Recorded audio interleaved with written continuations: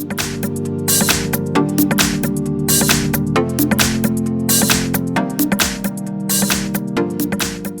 have Blackberry Motion, and let me show you how to reset network settings on the following device. So at the very beginning, let's start by using the home screen. Let's use apps icon. Here you need to find and select the settings.